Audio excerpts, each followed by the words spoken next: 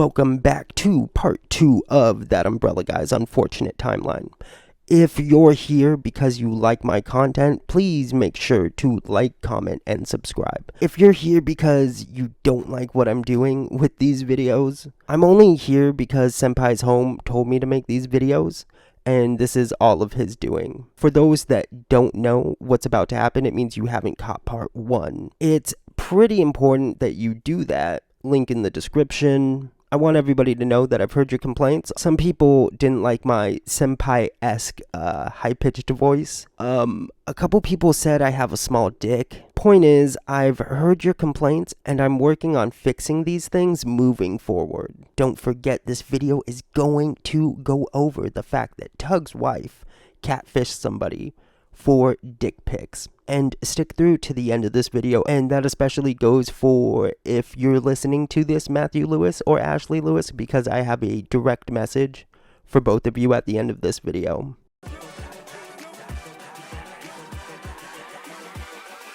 Okay, this may be nitpicky, but I love that Tug can't even tell Emish what he's apologizing for. Also, I love that he tries to excuse his behavior and blame it on baggage that he carried from Comicsgate. Tug, just say, hey, I'm sorry, I did this thing and it was shitty. Like, it's not that hard.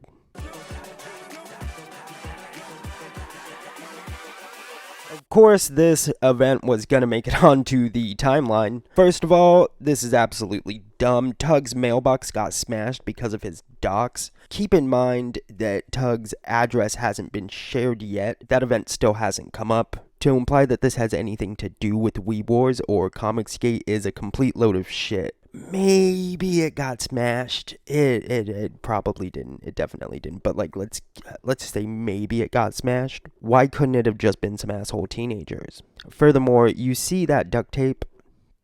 Check this out. Tug once posted a picture of the view outside of his house over a year and a half ago. When someone zoomed in on the picture, you can see the mailbox and see that duct tape was being used to hold it up all the way over a year and a half ago. Tug went on to post the police report he filed. This doesn't prove his mailbox was hit because of Weeb Wars or Comicsgate. Quite frankly, it doesn't even prove it was hit. I'm more inclined to believe that this mailbox that had been holding on to dear life by duct tape while braving the weather for at least a year and a half fell on its own.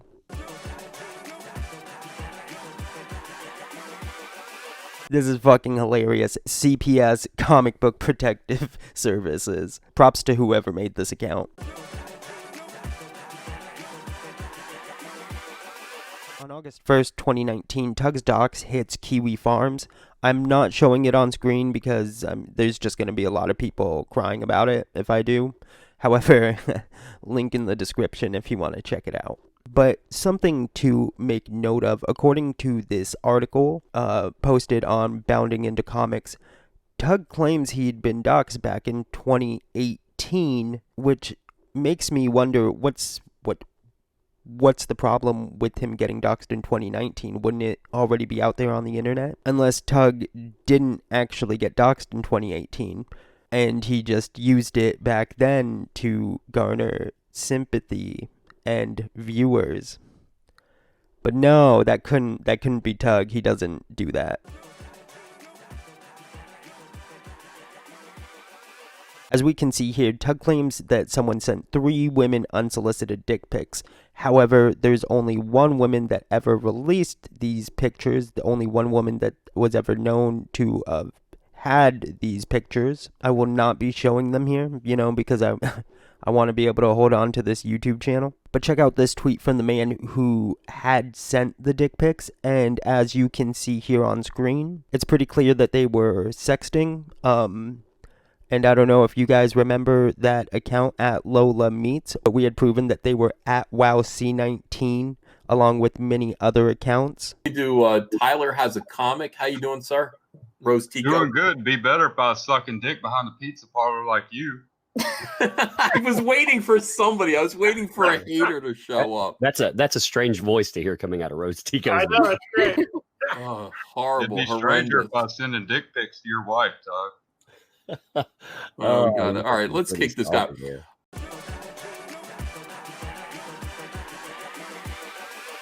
We're gonna run through some tweets really fast just to point out Tug's constant victimhood. This isn't a threat. Everybody knows his name by this point. It's all over Kiwi Farms. So as you can see, Tug is saying, wow, the SJWs are amped up that the Littlest Umbrella made over 100K.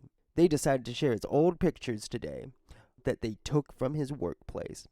Goes on to say, so they're stalking another workplace, kids, family, success, gotta threaten what they can achieve. People sharing a photo of you is not the same as threatening you. Furthermore, are you sure they shared your photo because your comic hit 100K? Could it possibly be because of the things you've said?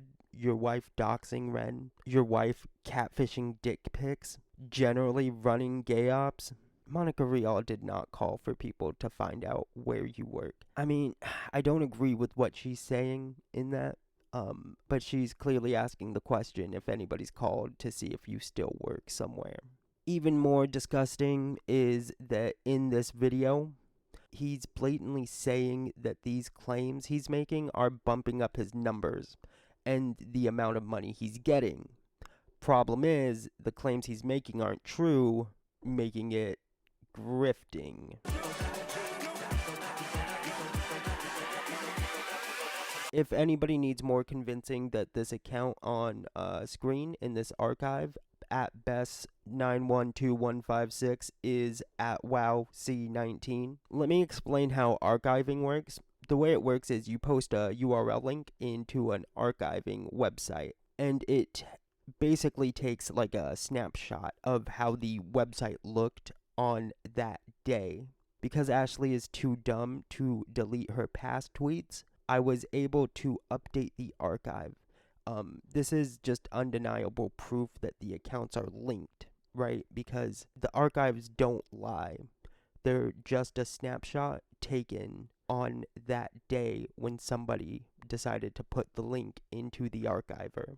So as you can see here, this is the @wowc19 with the very same tweet, because Ashley is just too stupid to delete her past tweets. Well, that's not true. Since yesterday's video, she has actually deleted the past tweets and changed her @. So congrats for finally figuring out what to do when you're running ops, Ashley, but unfortunately it doesn't save you from the archives that people have already saved. If anybody still needs further convincing that this is Ashley that runs the accounts, then check out this on screen. So that's actually at best 912156 with a different profile picture, but check out the profile picture. Let me show you what that profile picture actually is. Let me show you just how dumb Ashley is. Now, that is the profile picture, just a little more up close for you to see. But it's actually just an edited picture.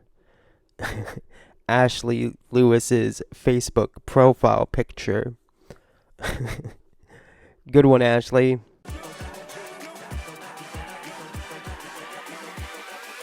At wowc19, Ashley Lewis makes this tweet.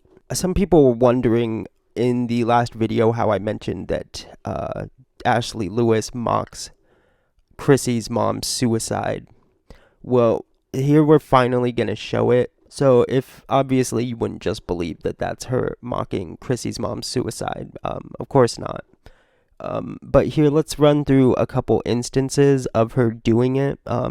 And it'll become apparent that she has a pattern of behavior of just doing this disgusting thing. So here she says, at least my mom didn't Minecraft herself to get away from me. You are still a stalker and a doxer. They all have a dead mom on that side. Not one of the anti-comics gators have a living parent. It's amazing. How many parents just tend to conveniently die at the stroke of a key? Here we have when Chrissy called herself a rainbow baby because because her mom had a stillborn before her, to which Ashley mocks later. You know, dude, it's not your fault. Some mamas don't like rainbows. This implies Chrissy's mom killed herself to get away from Chrissy, which is, just a disgusting, just disgust. Whoa, Jesus. What a piece of shit.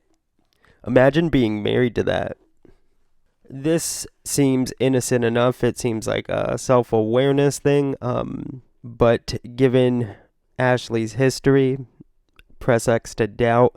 She says, "How sad. I wonder what it is about February." Anyway, if you are feeling like you need help or someone to talk, please do call 1-800. It's a suicide hotline. But she shares this on the anniversary of Chrissy's mom's suicide. So when she says, all I did was say that I was excited to see my mom and ask for recommendations on a specific sewing machine, it's a load of shit.